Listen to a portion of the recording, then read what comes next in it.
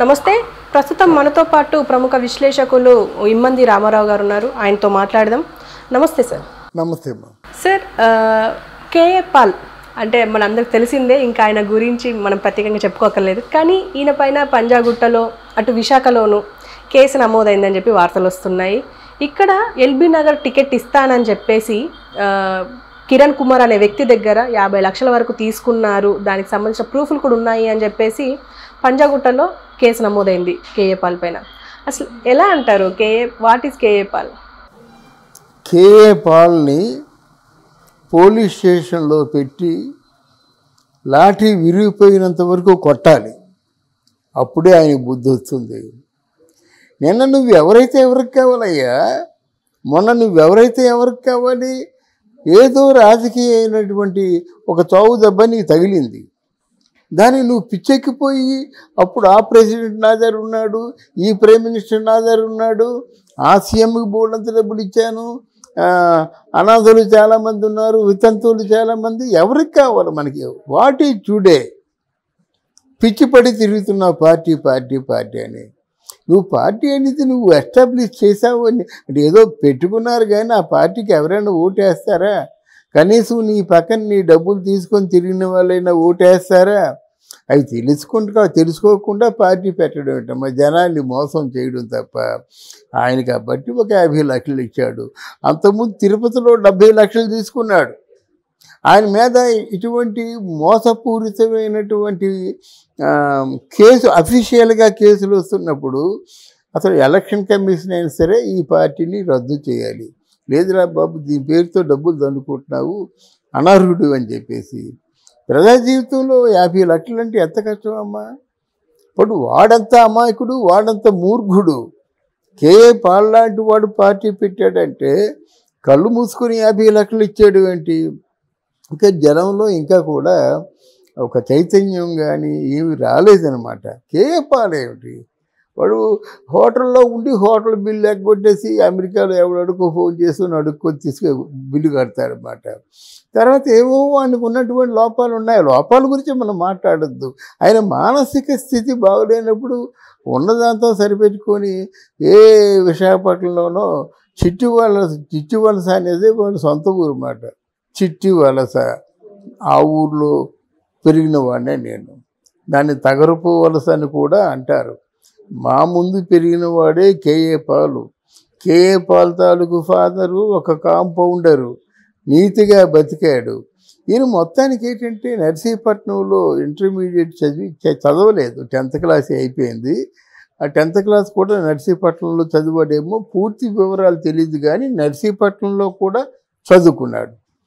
ఏదో మామూలుగా ఆ క్రిస్టియానిటీని నమ్ముకున్నాడు, వెళ్ళాడు. బాగా ఒక స్పీచ్ ఇవ్వడంలో పెద్ద ఆథెంటిక్ పర్సన్, సాధికారత ఉంది.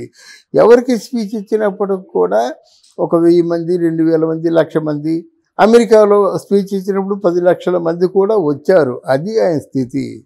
అప్పుడు సొంత ప్లేన్ ఉండేదానికి బాగుండేది అన్నమాట. ఆ ప్లేన్లోనే ఎవరు మన ముమ్మిడివరం బాలయోగి స్పీకర్గా ఉంటున్న వ్యక్తి ఆ ప్లేన్ కాలిపోయి చనిపోయింది. దాని మీద అనేక రకమైన వివాదాలు ఉన్నాయి, తీసి పక్కన పెడదాం. సో మొత్తానికి ఏంటంటే అక్కడ భోగాపురంలో 1000 ఎకరాలు ఉంది కేఏ పాల్కి, ఇక్కడ మెదకులో 1000 ఎకరాలు ఉంది. ఈ ఎకరాలు ఏవి కనబడటం లేదు. ఇప్పుడు ఏది దొంగతనంగా దోచుకున్నాడో కూడా తెలియదు.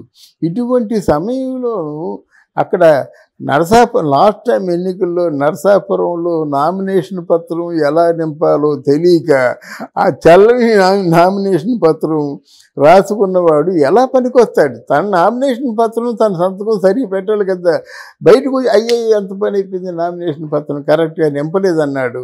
అంటే ఆయన ఎలాగైనా ఓడిపోతాడని తెలిసి తెలివితేటలతో నా నామినేషన్ పత్రాన్ని అనర్హత పెట్టేశారు, కానీ లేకపోతే అంటాడు.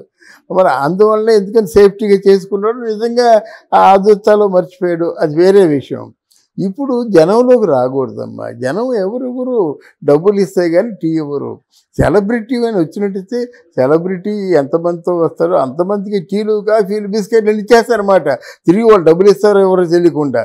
ఇక్కడ ఈ సెలబ్రిటీ వెళ్తే ముందు డబ్బులు అంటారన్నమాట. అది ఆయన తాలూకు స్థాయి.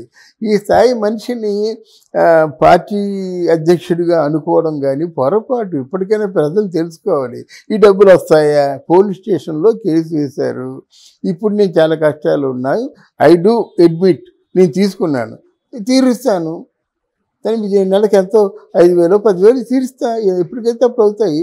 ఇల్లుకి ఇవ్వడం లేదా 20 సంవత్సరాలకి మీరు అప్పులు అనేది అడ్డగోలుగా వాదిస్తాడు, అయిపోతుంది. కానీ నష్టపోయిన మాట ఏమిటంటే మనం ఆలోచించాలి. ఇప్పుడు ఆయన ఎలాగ తప్పించుకుంటాడు, మాయలాడు, ఎలాగైనా మాయలు చేయగలడు, ఎన్ని మాయలైనా మాయలు చేయగలడు. కానీ మోసపోయినోడు బాధ ఏమిటి? ఇలా అంతకుముందు తిరుపతిలో వాడు చాలా కన్నీరు మున్నీరుగా ఏడ్చాడు. ఆయన 70 లక్షలు తీసుకున్నాడు. 70 లేదన్నాడు ముందు, ఆధారాలు చూపించలేకపోయాడు. ఇక్కడ విశాఖపట్నంలో కానీ పంజగుట్టలో కానీ ఆధారాలు చూపించకపోతే వాళ్ళు కేసు వేయరు కదమ్మా. అలాగే తర్వాత కొంతమందికి ఎంత ఈయన దాన్ని ఏమంటామంటే అమాయకుడో దరిద్రుడో తెలియదు, కానీ ఒకరిని మర్డర్ చేయమని చెప్పేసి, వాళ్ళ తమ్ముడిని మర్డర్ చేయమని చెప్పేసి 50,000 ఇదంతా వదంతి మాత్రమే. రెండోసారి చెప్తున్నాను. ఎవరినో చేయమని చెప్పి 50 లక్షలకు ఒప్పుకున్నాడు సుపారి. ఆ పని అయిపోయింది. వాడు 20 లక్షల కోసం గొడవ పెడుతుంటే 20 లక్షలు అదిగో ఇదిగో అంటున్నాడు. వాడు వెళ్ళిపోయి పోలీస్ కేసు పెట్టేశాడన్నమాట. అప్పుడు ఈయన ఏమన్నాడు తెలివైనట్టయితే, ఆయన నాకు ఇవ్వలేదని, నేను ఆ సుపారీ లేదు, మా తమ్ముడు దాంతో సంబంధం లేదు, వీరికి నాకు సంబంధం లేదని ఒక అబద్ధాన్ని నిజం చేయడానికి ప్రయత్నం చేయాలి కదా. అక్కడేమన్నాడు, నీకు 50 లక్షలు ఎక్కడ ఇస్తాను, 30 లక్షలు ఎక్కడ ఇస్తానని చెప్పాడు. అంటే నీకు 50 లక్షలు ఇస్తానన్నా, 30 లక్షలు కదా, నువ్వు అందులో నీకు రిస్కే ఉంది, నాకు రిస్క్ ఉంది, కానీ అనేసరి పట్టుకున్నారు పోలీసు. అంటే నువ్వు ఎలా చేసావంటే లేదని, పాపం మానసికంగా నా మనసు బాగలేదు, నేను పిచ్చివాడిని అయిపోయాను అని, అప్పుడు ఏం చేశానో నాకు తెలియదని మొత్తానికి క్రిస్టియానిటీ అంతా కాలంలో పడినట్టితే వాళ్ళు తీశారు. ఆ పిచ్చితనాన్ని నిరూపించుకోవడం కోసం పిచ్చితనంగా మాట్లాడడం, నవ్వుతూ మాట్లాడడం, పిచ్చితనంగా పాటలు పాడడం, 24 గంటలు అమెరికా, లండన్, జపాన్ ఎన్ని మాటలు మాట్లాడడం, అంటే అక్కడ పిచ్చివాడిని అని చెప్పి సర్టిఫికేట్ పెట్టుకున్నాడు కదా, దాన్ని నిజం చేసుకోవడం కోసం పిచ్చితనంగా మాట్లాడడం అలవాటు చేసుకున్నాడు. ఆ అలవాటు ఈరోజు ఆయన కొంపలు ముంచింది. అది విషయం.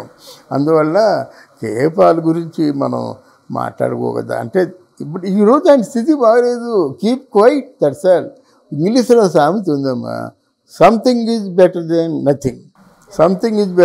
Nothing, but nothing is better than non sense.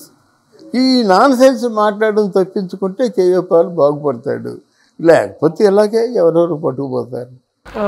అలాగే తర్వాత కొంతమందికి ఎంత ఈయన దాన్ని ఏమంటామంటే అమాయకుడో దరిద్రుడో తెలియదు, కానీ ఒకరిని మర్డర్ చేయమని చెప్పేసి, వాళ్ళ తమ్ముడిని మర్డర్ చేయమని చెప్పేసి 50,000 ఇదంతా వదంతి మాత్రమే.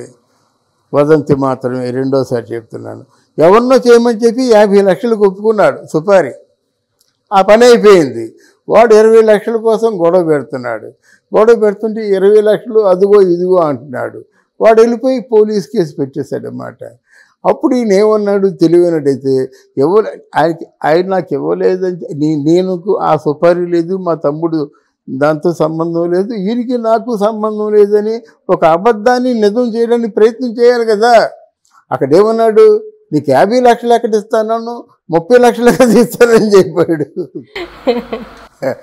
అంటే నీకు 50 లక్షలు ఇస్తానన్నా, 30 లక్షలు కదా, నువ్వు అందులో నీకు రిస్కే ఉంది, నాకు రిస్క్ ఉంది, కానీ అనేసరి పట్టుకున్నారు పోలీసు. అంటే నువ్వు ఎలా చేసావంటే లేదని, పాపం మానసికంగా నా మనసు బాగలేదు, నేను పిచ్చివాడిని అయిపోయాను అని, అప్పుడు ఏం చేశానో నాకు తెలియదని మొత్తానికి క్రిస్టియానిటీ అంతా కాలంలో పడినట్టితే వాళ్ళు తీశారు. ఇప్పుడు ఈరోజు ఆయన స్థితి బాగలేదు. Keep quiet, that's all. ఇంగ్లీష్లో సామెత ఉందమ్మా, something is better than nothing, but nothing is better than nonsense. ఈ నాన్ సెన్స్ మాట్లాడడం తప్పించుకుంటే కేపాల్ బాగుపడతాడు, లేకపోతే ఇలాగే ఎవరెవరు పట్టుకుపోతారు. ఓకే సార్, థ్యాంక్ యూ అమ్మా.